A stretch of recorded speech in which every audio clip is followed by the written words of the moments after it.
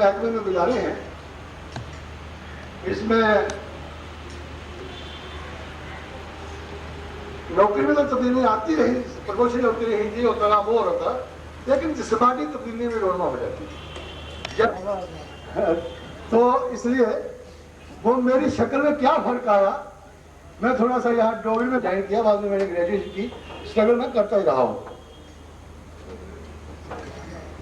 तो थोड़ा पेश करूंगा डोगरी में। मेरा भी मुंह गोल मटोला, ये जो चेहरा आप देखते हैं टैटू वाला, ऐसा नहीं था।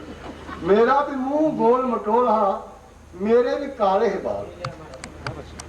मेरा भी मुंह गोल मटोला, मेरे भी काले है बाल।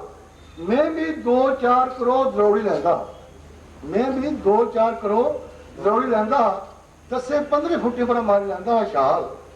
मेरे भी मसल सख्त सुडोल है, मेरे भी मसल सख्त सुडोल है, मेरा भी मुंह हंसूगा लाल। मेरे भी मसल सख्त सुडोल है, मेरा भी मुंह हंसूगा लाल।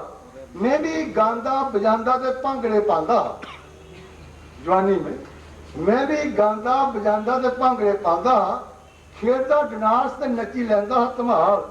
मैं भी सूए सैले रंग रंगीले टल्ले लांदा, मैं भी सूए सैले रंग रंगीले टल्ले लांदा।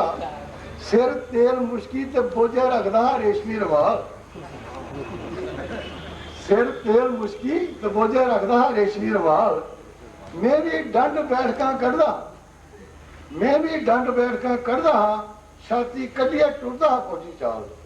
पर की होया, फर्क की होया, पर उन मुंह पर चिड़ियां पवा दी, फिर आपके सामने, पर उन मुंह पर चिड़ियां पवा दियां, दुध चिट्टी हुई गए बाल। ये ना समझ लेना कि मैं कोई इतना कमजोर महसूस कर रहा हूं, ये शायरा ना ख्याल है। ये नहीं सोचना कि मैं वाकई को बहुत बुरा महसूस कर रहा हूँ, ऐसी बात नहीं है, अभी तक ठीक ही है, लेकिन ये शायरा ना ख्याल है जो पेश कर रहा हूँ। पर उन मुंह पर चिड़ियां पवा दियां, दुध चिट्टी हुई गए बाल।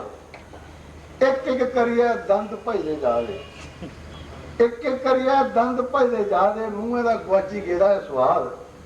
2 पैर त्रिखे टुर नहीं हुंदा, 2 पैर त्रिखे टुर नहीं हुंदा, मुंह रिहा नहीं हुण सूगा लाल।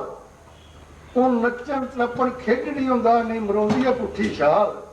गोडे पीड़ा लगी पेदियां, गोडे पीड़ा लगी पेदियां, ढिल्ली होई गेदी है चाल। 38 साल नौकरी कीती है भरावो तां वो आए हाल। 36 हसो नहीं तुंदा भी ये रास्ता है, पर मिगी दिखी सुनिए तो हसो नहीं तुंदा भी ये रास्ता है। बड़े पेदे दिन औखे हुंदे न, बड़े पेदे दिन औखे हुंदे न, बचपन गुजारना तो बड़ा सस्ता है। जय हिंद, जय भारत।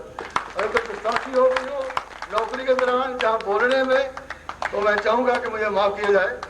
और एक बार फिर मैं सबका शुक्रगुजार हूँ जिन्होंने मुझे इस प्रीत से सुना। धन्यवाद। जय Hind. Close. If the ring